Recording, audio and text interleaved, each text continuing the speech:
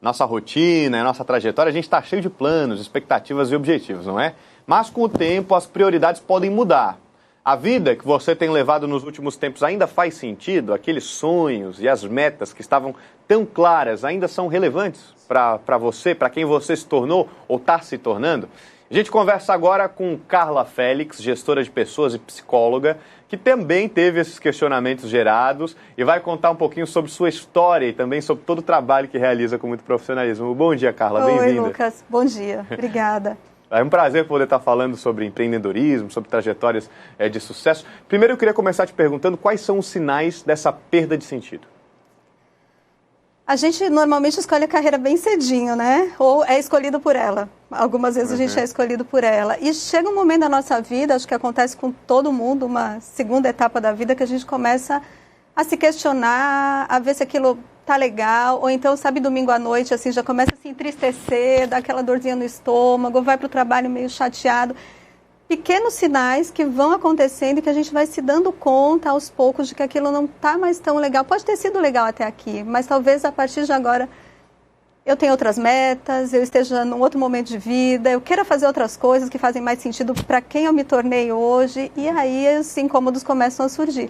Resta saber se a gente dá atenção a eles ou não, né? Pois é. A gente sabe que tem dias que a gente não está bem e aí simplesmente pode ser um mau humor, né? Como diferenciar isso, essa perda de sentido, para um dia ruim? A constância, né? A constância faz toda a diferença. Um dia ou outro ruim, quem não tem, né? Aquele dia que a gente, enfim, está chateado com qualquer outra coisa. Às vezes esse processo de transição, ele não é um processo assim de uma vez só, né? São sucessivos acontecimentos na nossa vida que vão acontecendo e a gente vai olhando para o nosso trabalho, não mais com aquele olhar de satisfação ou com aquele olhar de, puxa, eu estou contribuindo com alguma coisa que eu acredito, eu estou exercitando o melhor de mim nisso que eu faço. Aquilo vira uma obrigação, vira uma rotina, vira um incômodo. Eu torço para chegar às 18 horas porque eu quero ir logo para casa para viver a minha vida. E como a gente sabe, né, nós sabemos e as pessoas sabem que o trabalho é um pedaço enorme da nossa vida, o trabalho traz para a gente satisfações enquanto ser humano, de transformação, de criação, de inovação, que a gente não pode desperdiçar a vida, né? Então, quando a gente conseguir entender que aquele trabalho não faz parte da nossa vida, ele é uma dificuldade, não uma delícia de fazer, é hora de mudar. É hora de procurar alguma coisa que faça mais sentido. O propósito, ele também pode ser um bom termômetro, né? Claro, claro. Eu acredito, Lucas, que a gente veio ao mundo para fazer alguma coisa, né? E que cada um de nós tem um lugar nesse mundo. E que às vezes a gente fica meio de olho no que outra pessoa está fazendo, ou por conta até de tanta informação que a gente tem hoje, a gente fica catando aqui, ali. Essa coisa do propósito, ela está muito ligada ao que está dentro da gente, não ao que está fora. Só que dentro da gente é bem difícil de olhar, né? Então a gente olha para fora, procura se encaixar. Quando a gente se conecta de fato com o que a gente sabe, com o que a gente gosta, com aquilo que a gente se sente bem fazendo, e é fácil, sabe? Faço fácil, não tem esforço, não tem sofrimento, não tem dor de barriga, não tem frio no estômago. É gostoso e faz bem para o mundo, aí eu estou um pouco mais conectada com o meu propósito, eu ocupo melhor aquele lugarzinho, né? Dessa engrenagem toda que é o mundo para nós, né? Entendi esse propósito, comecei essa jornada de mudança, né? Como fazer isso na prática? O empreendedorismo, por exemplo, pode ser uma saída para ter mais autonomia? Super saída. O empreendedorismo tem sido, nos últimos anos, uma grande saída para várias circunstâncias, né? Para circunstâncias de pós-pandemia, de ressignificação do trabalho, de busca de uma nova rotina, mais próxima à família, falando, por exemplo, de mulheres, né? De mulheres que são mães e que decidiram ou foram obrigadas a, né, por conta de uma demissão, enfim, que a gente sabe que as estatísticas estão aí, né, 50% das mulheres que voltam de licença maternidade são demitidas, segundo a FGV, uma pesquisa de 2021. Então, o empreendedorismo, ele acaba possibilitando liberdade, né, uma liberdade que, primeiro, é uma liberdade de escolha E segundo, pode vir a ser uma liberdade financeira também, né? De eu buscar fazer coisas que me conectem com o meu propósito, com isso eu vou conseguir dar o melhor de mim naquilo que eu faço. Quando a gente não está bem, quando a gente não está conectado com aquilo que a gente faz, a gente não consegue dar o melhor de si. Eu sou comprometida, mas eu não consigo, porque isso não está à disposição. Então, se eu faço essa escolha de empreender, que eu empreenda num lugar que eu possa dar o melhor de mim, né? Também isso é muito importante, é saber reconhecer, voltando ao propósito, saber reconhecer dentro de si o que eu tenho de legal para oferecer para esse mundo e aí me conectar nisso como uma profissão. Isso também está relacionado, né, a um cenário de futuro do trabalho que também é muito presente do trabalho. Super. Né? Vamos falar um pouquinho desse cenário, né? Como entendê-lo, né? Quais são as características dele, do futuro, do trabalho e do presente também?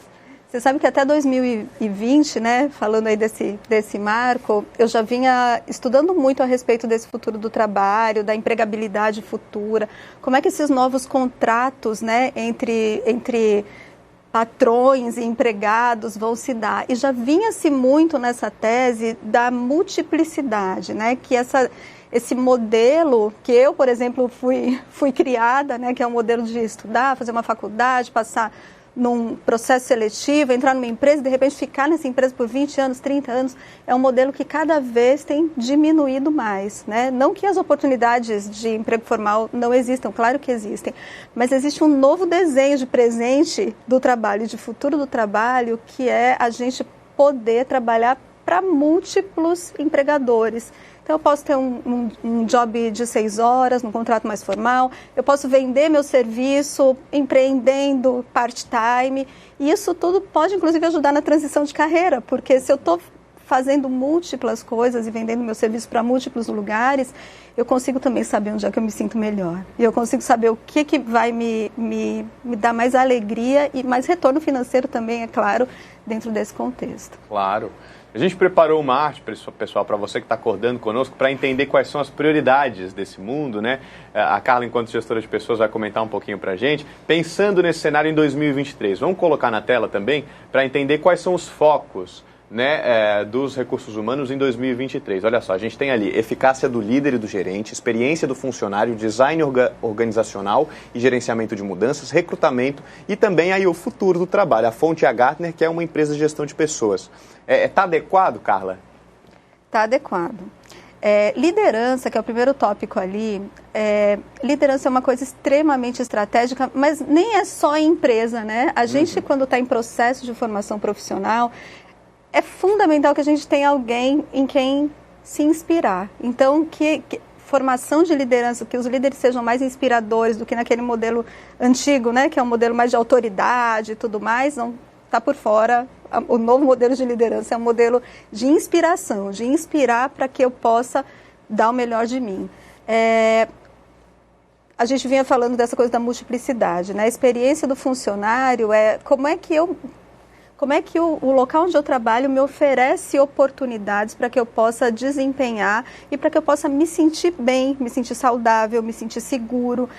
Dentro de um desenho, né, do design organizacional, dentro de um desenho de estrutura que atenda a necessidades corporativas.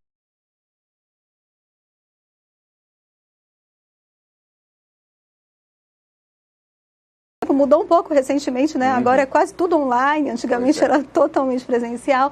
E o futuro do trabalho que a gente já conversou, né? Um futuro múltiplo, o que é muito bacana, na minha opinião, né? A gente pode se exercitar em vários papéis. E que está diretamente relacionado com o perfil do ser humano em si, né? Claro, somos múltiplos, somos diversos. Somos múltiplos, exatamente. Somos múltiplos, temos muitas coisas a oferecer e não só, sei lá, um lugar todo dia, toda hora, que não nos faz mais feliz. Carla, o bate-papo está muito bom, gente. Se me deixar, eu fico aqui a manhã inteira falando. Eu queria umas orientações para a gente ir se encaminhando para o final. Para quem está em casa e precisa mudar, quer mudar, né? Como começar? Quais são os primeiros passos? Primeiro passo é escutar o que o teu coração está dizendo. Ouve lá, se esse incômodo está muito frequente, se essa insatisfação, se você não sente mais gosto de contar para as pessoas o que você faz, de dividir com seus amigos a tua rotina, é porque a tua hora está chegando, né? O Jung, que é um grande pai da psicologia, ele fala que existem 2 metades na vida. Na primeira metade, a gente responde para a vida o que a vida quer da gente. E a gente vai dando para a vida o que ela quer da gente. Na segunda metade, não importa a idade, né? Na segunda metade, o que a gente quer da vida? Então, quando essa pergunta, o que eu quero da vida, bater forte em você, escute, preste atenção e, se possível, busque ajuda. Busque um profissional qualificado, busque alguém que possa te orientar nessa trajetória, alguém que possa caminhar contigo os primeiros passos dessa trajetória para que você possa, diante de tantas dispersões que o mundo oferece, escolher para você um bom caminho. Claro, sem dúvidas. E você, enquanto profissional, também fez essa mudança, né? Hoje você trabalha com o que gosta. Eu fiz há 8 anos. E estou super satisfeita. Assim, eu vim de uma carreira de 20 anos corporativa, trabalhando em grandes RH, de empresas multinacionais, e a minha carreira mudou quando a minha vida mudou. Isso não é exceção, né? Quando eu me mudei com família e tudo para Salvador, e a gente começou uma nova vida, eu comecei uma nova carreira, fundei a minha empresa e estou feliz nela desde 2014. Coisa linda. Conversamos com Carla Félix, psicóloga, gestora de pessoas. Um prazer poder estar aqui contigo e falar sobre esse assunto tão pertinente. Prazer foi todo meu. Muito obrigada. Até a próxima. Bom dia e bom trabalho. Obrigada. E olha só, gente, tem mais informação ao vivo chegando aqui no nosso jornal. A BR-163 vai